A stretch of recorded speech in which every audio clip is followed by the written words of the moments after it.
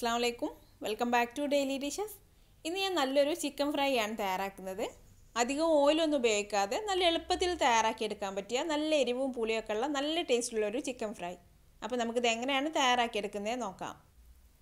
അപ്പോൾ ഞാൻ ഇത് തയ്യാറാക്കാൻ വേണ്ടി 1 കിലോ ചിക്കൻ മീഡിയം സൈസിൽ കട്ട് ചെയ്ത് ക്ലീൻ ആക്കി വെച്ചിട്ടുണ്ട്. ഇനി നമുക്ക് ചിക്കൻ ഒന്ന് മാരിനേറ്റ് ചെയ്തു വെക്കാം. അപ്പോൾ നമ്മൾ സാധാരണ ചിക്കൻ ഫ്രൈ തയ്യാറാക്കി എടുക്കുന്ന ആ ഒരു മസാല അല്ല കേട്ടോ, കുറച്ച് വ്യത്യാസമുണ്ട്. അപ്പോൾ ഇതിലേക്ക് ഇനി നമുക്ക് മസാലപ്പൊടികളൊക്കെ ചേർത്ത് കൊടുക്കാം.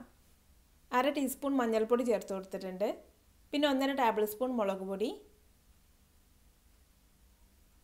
1/2 ടേബിൾ സ്പൂൺ മല്ലിപ്പൊടി, 1/2 ടീസ്പൂൺ ചെറിയ ജീരകം പൊടിച്ചത്, 1/2 ടീസ്പൂൺ ഗരം മസാല, പിന്നെ 1/2 ടീസ്പൂൺ കുരുമുളക് പൊടി, 1 ടേബിൾ സ്പൂൺ വെളുത്തുള്ളി ചതച്ചത്, 1 ടേബിൾ സ്പൂൺ ഇഞ്ചി ചതച്ചത്, പിന്നെ 2 ടേബിൾ സ്പൂൺ തൈര്, 2 ടേബിൾ സ്പൂൺ ടൊമാറ്റോ സോസ്,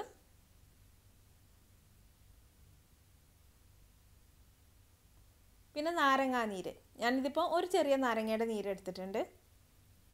ഇനി ഇതിലേക്ക് ആവശ്യത്തിന് വേണ്ട ഉപ്പും കൂടെ ചേർത്ത് കൊടുക്കാം. ഇനി ഇതെല്ലാം കൂടെ നന്നായിട്ടൊന്ന് മിക്സ് ചെയ്തെടുക്കാം. മസാലകളെല്ലാം ഒന്ന് മിക്സായി ചിക്കനിലേക്കൊന്ന് പിടിച്ച് കിട്ടണം. ഞാനിതിപ്പോൾ കൈ വെച്ചിട്ട് നന്നായിട്ടൊന്ന് മിക്സ് ചെയ്തെടുക്കുന്നുണ്ട്. ഇപ്പോൾ ഞാൻ മസാലകളെല്ലാം നന്നായിട്ട് മിക്സ് ചെയ്ത് ചിക്കനിൽ പുരട്ടി വെച്ചിട്ടുണ്ട്. ഇനി ഇത് നമുക്കൊരു അരമണിക്കൂറെങ്കിലും മസാലയൊക്കെ ഒന്ന് പിടിച്ച് വരാനായിട്ട് മാറ്റി വെക്കാം. അത് കഴിഞ്ഞിട്ട് നമുക്കിത് ഫ്രൈ ചെയ്തെടുക്കാം. ഇപ്പോൾ മസാലയ്ക്ക് ചിക്കനിൽ നന്നായിട്ട് പിടിച്ചിട്ടുണ്ട്. ഇനി നമുക്ക് ചിക്കൻ ഫ്രൈ ചെയ്തെടുക്കാം.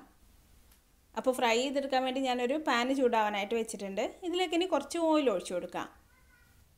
കൂടുതൽ ഓയിൽ ഒഴിച്ചിട്ടല്ല കേട്ടോ നമ്മളിത് ഫ്രൈ ചെയ്തെടുക്കുന്നത്. കുറച്ച് ഓയിൽ മാത്രം ചേർത്ത് കൊടുത്തിട്ട് നമുക്കിത് ഫ്രൈ ചെയ്തെടുക്കാം. ഞാനിപ്പോൾ ഇതിലേക്ക് ഒരു 2-2.5 ടേബിൾ സ്പൂണോളം ഓയിൽ ചേർത്ത് കൊടുത്തിട്ടുണ്ട്. ഓയിൽ നന്നായിട്ടൊന്ന് ചൂടായി വന്നാൽ നമ്മൾ മാരിനേറ്റ് ചെയ്ത് വെച്ചിട്ടുള്ള ചിക്കൻ ഇട്ട് കൊടുക്കാം. ചിക്കനെല്ലാം ഇതിലേക്ക് ഇട്ട് കൊടുത്ത ശേഷം ഇനി നമുക്കൊരു 5 മിനിറ്റ് ഹൈ ഫ്ലെയിമിൽ വെച്ചിട്ട് ഇതൊന്ന് കുക്ക് ചെയ്തെടുക്കാം. ഒരു 5 മിനിറ്റ് ഒക്കെ കഴിഞ്ഞാൽ പിന്നെ നമുക്ക് ഈ ചിക്കൻ എല്ലാം ഒന്ന് തിരിച്ചിട്ട് കൊടുക്കാം.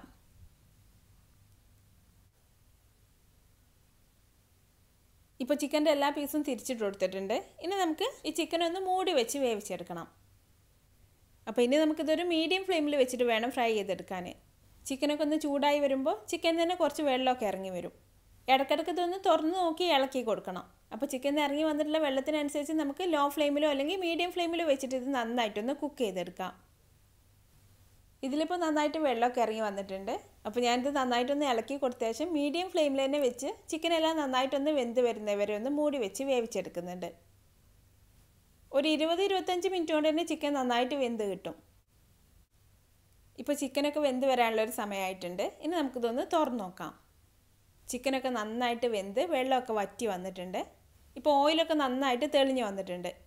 ഇനി നമുക്ക് ഈ ഓയിൽ തന്നെ ഇട്ടിട്ട് ചിക്കൻ തിരിച്ചും മറിച്ചൊക്കെ ഇട്ടിട്ട് നന്നായിട്ടൊന്ന് ഫ്രൈ ചെയ്തെടുക്കാം. മീഡിയം ഫ്ലെയിമിൽ തന്നെ വെച്ച് കൊടുത്താൽ മതി കേട്ടോ. മസാലയൊക്കെ കൂടുതലുള്ളതുകൊണ്ട് പെട്ടെന്ന് കരിഞ്ഞു പോവും. ഏകദേശമൊക്കെ ഒന്ന് ഫ്രൈ ചെയ്ത് തുടങ്ങിയ പിന്നെ ഇതിലേക്ക് കുറച്ച് മല്ലിയില ചേർത്ത് കൊടുക്കാം. പിന്നെ ഒരു 1-2 പച്ചമുളകും കൂടെ ചേർത്ത് കൊടുക്കാം.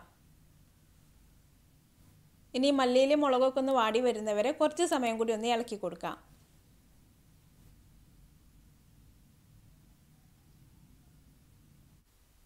ഇപ്പോൾ നമ്മുടെ നല്ല എരിവും പുളിയൊക്കെ ഉള്ള ചിക്കൻ ഫ്രൈ റെഡി ആയിട്ടുണ്ട്. ഇനി നമുക്ക് തീ ഓഫ് ചെയ്യാം. അപ്പോൾ നിങ്ങൾ ഇതുപോലെ ഒന്ന് തയ്യാറാക്കി നോക്കിയിട്ട് അഭിപ്രായം എന്നെ കമൻറ്റിലൂടെ അറിയിക്കാൻ മറക്കരുത്. നിങ്ങൾക്ക് എൻ്റെ വീഡിയോ ഇഷ്ടമായാൽ ലൈക്ക് ചെയ്യാനും ഷെയർ ചെയ്യാനും കമൻറ്റ് ചെയ്യാനൊന്നും മറക്കരുത്. പിന്നെ അതുപോലെ ഈസി ആയിട്ടുള്ള റെസിപ്പികൾക്കായി ഈ ചാനൽ ഒന്ന് സബ്സ്ക്രൈബ് ചെയ്തേക്കണേ. അപ്പോൾ അടുത്ത നല്ലൊരു റെസിപ്പി ആയിട്ട് വീണ്ടും കാണാം. Thanks for watching this video.